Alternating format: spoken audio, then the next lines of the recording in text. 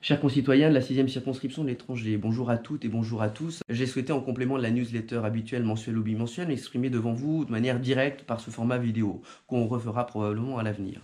La première raison, c'est de vous dire que mes engagements pour la circonscription ne changent pas. Ils ne changent pas, il y a une continuité et il y en aura une. Concernant mes choix politiques, maintenant, sur la scène nationale, certains étaient un petit peu inquiets. J'ai reçu une cinquantaine d'emails de gens plutôt mécontents, ou en tout cas inquiets de ma démarche actuelle. Je souhaite leur dire que celle-ci n'est pas un geste de défiance vis-à-vis du président. Mon engagement vis-à-vis de lui est intact.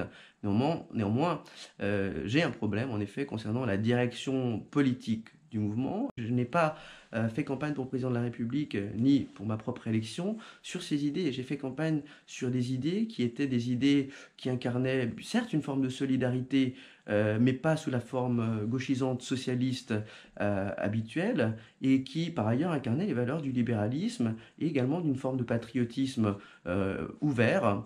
Et ce sont ça mes valeurs. Je vous les ai exprimées dans les réunions publiques. Vous le savez, je crois à ça et je continue d'y croire. Donc dans mon nouveau parti, je suis français et européen, nous souhaitons incarner ces valeurs. Maintenant, sur les questions de la circonscription, j'y reviens rapidement. Les engagements, ils ont été tenus jusqu'alors. Déjà, il y a des engagements de présence, de présence dans mon activité parlementaire. Et mon activité parlementaire, vous l'avez compris jusqu'alors, était une activité beaucoup de diplomatie parlementaire, ou d'activité sur des questions de défense, ou d'activité sur des questions écologiques. Eh bien, mon engagement est plein entier, vous l'avez vu, et en tout cas, vous avez eu un rapport régulier de ce que je faisais.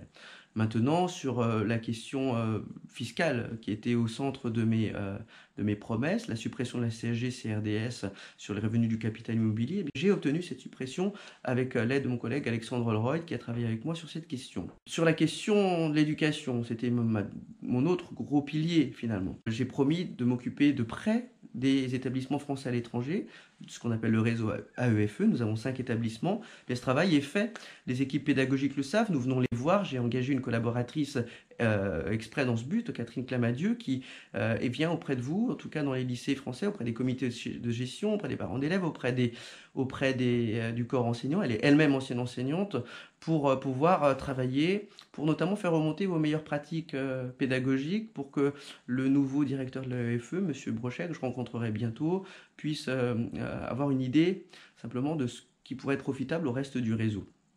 Et je le ferai également remonter auprès du ministère de l'Éducation, dont je considère le travail excellent. Là, pour des premières explications, je pense que j'aurai l'occasion de vous expliquer un peu plus de ma démarche à la fois politique et de ma démarche simplement en circonscription. On le refera lors des prochaines réunions publiques qui vont revenir. On va recommencer un cycle de réunions publiques bientôt à votre rencontre à Genève, à Lausanne, à Zurich, Berne, Bâle et au Liechtenstein, notamment pour les prochaines étapes. Voilà, à bientôt.